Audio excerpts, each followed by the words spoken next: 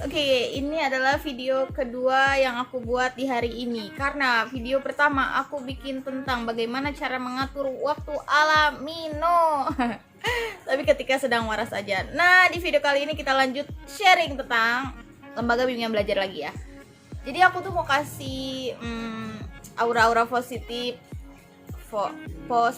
Oke, pakai P ya pertama. Gimana sih? Oke. Nggak tahu lah orang Sunda emang suka kayak gitu, bingung P sama F. Oke, lanjut. Nah, aku mau sharing tentang enaknya punya lembaga bimbingan sendiri itu kayak gimana, maksudnya apa aja gitu ya. Kalau udah siap teman-teman ngerasain enaknya punya lembaga sendiri kayak apa, buruan deh bikin lembaga sendiri. Tapi kalau belum siap ngerasain enaknya punya lembaga sendiri, oke, pikir-pikir lagi.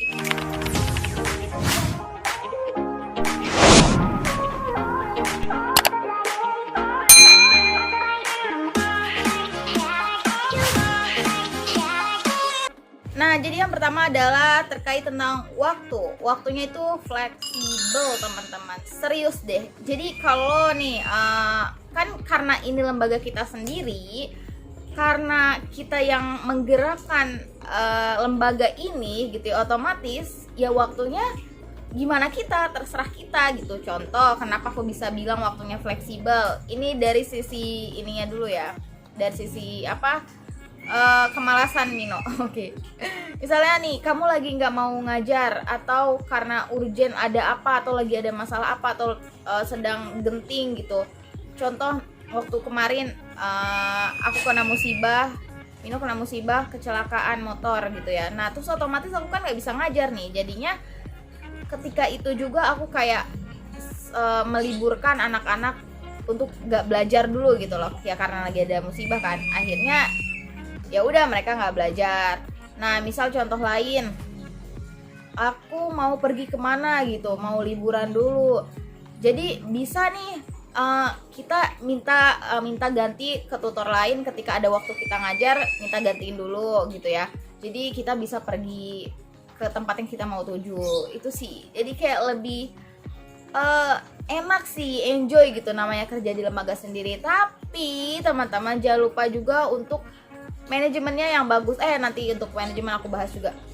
Oke, kayak gitu. Jadi lebih ke fleksibel ya. Terus untuk masalah waktu pengajaran juga, jadi kita bisa menentukan nih, kita mau ngajar untuk kelas berapa, untuk materi apa, dan mau jam berapa. Itu kan kita yang ngatur ya untuk manajemen lembaganya. Jadi ya itu tadi aku bilang waktunya fleksibel. Terus kita mau masuk di hari apa aja, otomatis nih kan kalau aku tuh lebih milih masuk di Sabtu dan Minggu, otomatis Senin sampai Jumatnya aku free dong.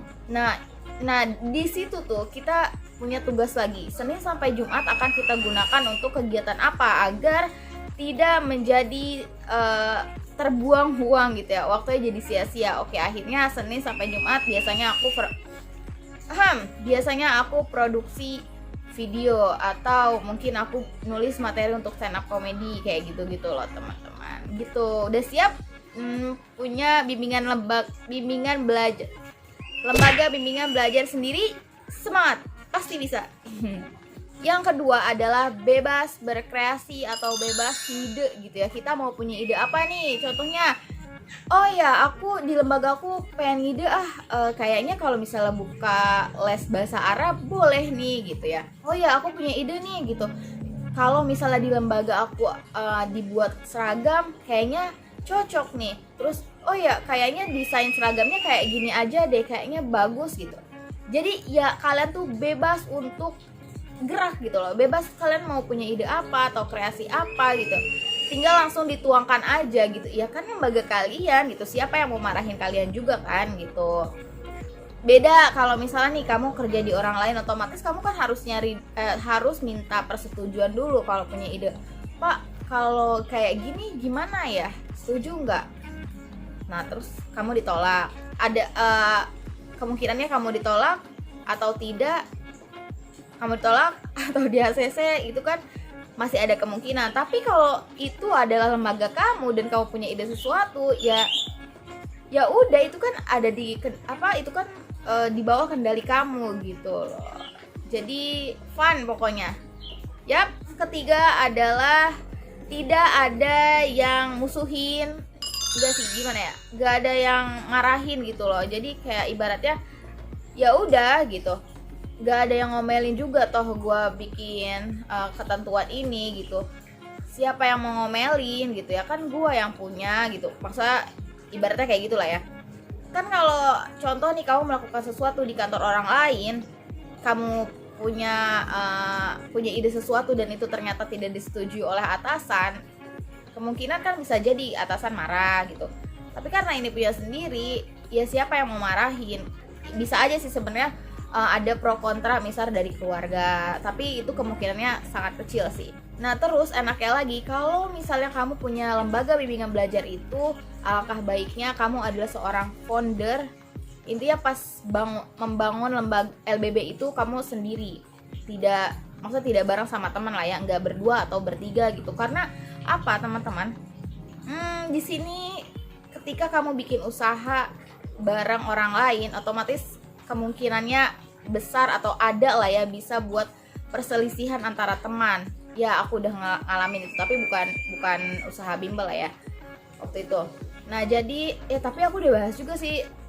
Jadi kalau mau bikin lembaga bimbingan belajar, lebih baik sama teman atau gimana, kayaknya di video ini nih. Oke, kamu wajib nonton buat yang mau bikin LBB ya teman-teman gitu. Nah jadi rentan banget gitu ketika kamu bikin usaha sama orang dan tidak satu visi misi atau beda persepsi lah ya, beda pemikiran, itu biasanya akan jadi slack gitu. Tapi kalau kamu bikin lembaganya sendiri, ya udah kamu yang punya kekuasaan penuh di situ gitu kan. Nah kalaupun kamu mau ngerekrut orang lain, kan itu udah ketentuan kamu juga gitu.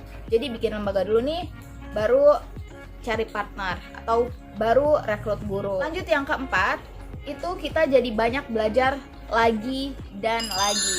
Contohnya ketika kamu ngerasa loh kayaknya ini kurang deh, atau loh ini kayaknya nggak cocok deh kalau aku ngajar di sini gitu, atau loh kayaknya aku kurang nih di materi ini. Jadi kita kayak terus upgrade diri atau improve diri biar lebih baik lagi gitu. Lembaga ini kayaknya kurang ya kalau strategi marketingnya kayak gini, coba deh untuk kayak gini gitu loh. Jadi kayak terus aja gitu cari yang terbaik setiap harinya. Atau kalau misalnya kamu sebagai yang punya LBB dan kamu juga ngajar, kamu otomatis kan gimana sih, kalau orang ngajar ya pasti belajar lagi ya. Jadi kita kayak dapat ilmu baru lagi lah, atau mengingat-ingat materi yang lama yang pernah kita bisa gitu loh. Jadinya kita jadi belajar dan belajar lagi. Semangat. 5 itu, ini kita berbicara terkait pendapatan ya, atau fee yang kita terima gitu. Ketika kita kerja di lembaga sendiri, maksudnya ketika kamu buka LBB, itu fee-nya menurut aku lebih besar gitu dibandingkan mungkin ketika aku kerja di perusahaan orang lain. Kan kalau perusahaan orang lain nih, misal kita kerja Senin sampai Sabtu gitu, fee-nya segitu, misal berapa ya, contoh 2,5 lah ya, atau 3 juta lah. Nah itu bekerjanya dari Senin sampai Sabtu, dan jamnya pun dari jam 9 sampai jam 5 misal kayak gitu. Beda dengan ketika kamu bikin LBB nih, kamu ngajar ya dalam satu hari cuman 3 kali ngajar, ya berarti 3 jam doang kan. Terus itu harinya kamu bisa atur sendiri, mau 2 hari kah, atau kamu dalam seminggu cukup 3 hari. Dan ketika kamu memang banyak murid, kamu kan bisa rekrut orang lain dong. Nah aku rasa ketika aku bikin LBB sendiri itu pendapatan dan keuntungannya alhamdulillah ya berkah lah ya. Jadi ngerasa banyak aja gitu teman-teman. Intinya patut disyukuri, dan ayolah gitu untuk semangat kita buka LBB juga gitu loh ya. Aku yakin kalian bisa sih, bisa lah ya. Elah, Mino udah banyak bahas tentang LBB dan kayak gimana cara bikin LBB sendiri, terus mulai dari mana udah bahas. Coba kalian lihat playlist yang panduan bagi guru les privat ya, itu di situ aku udah bahas semuanya. Oke, lanjut yang ke-6. Kita tuh jadi lebih tahu karakter orang tua murid, baik online ataupun ketika offline, maksudnya face to face gitu ya. Contoh nih dari online, gimana cara dia merespon kita ketika chat, ketika bertemu langsung, oh karakternya kayak gini gitu. Jadi ya tau lah gitu. Jadi orang tua kayak gini tuh dihadapin harus kayak gimana, kita responnya harus kayak gimana. Mungkin kalau lebih membantu ketika aku sih baca buku ini nih, Hipnotis ya. Jadi kayak buku cara menghadapi manusia gitu, cara berkomunikasi dengan orang, itu ada tips-tipsnya gitu.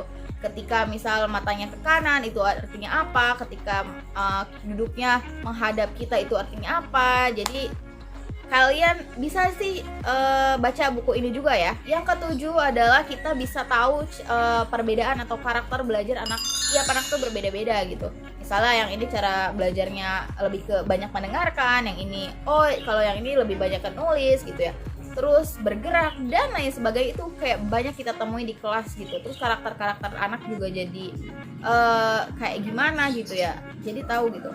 Next, yang ke-8 ini terakhir adalah kita bisa jadi banyak introspeksi diri. Contohnya, ketika kamu menemui orang tua yang kayak gini, kayaknya enggak deh gitu ya, maksudnya enggak banget deh gitu orang tua kayak gini. Jadi introspeksi diri ketika kita nanti udah jadi orang tua, jangan kayak gitu loh. Terus juga kita bisa introspeksi diri ketika ngelihat murid yang kayak gini, nanti kalau gue punya anak, gue didiknya harus gini deh, biar nggak kayak gitu deh gitu loh. Jadi kayak banyak belajar dan belajar lagi gitu teman-teman.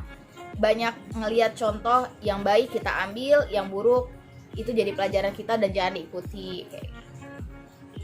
Udah ya, kayaknya sih ini udah lumayan jelas dan lugas. Thank you, sampai sini aja. Buat yang mau sharing langsung aja komen di di kolom komentar lah. Oke, thank you for watching and see you next video. Jangan lupa untuk like, comment, subscribe. Bye.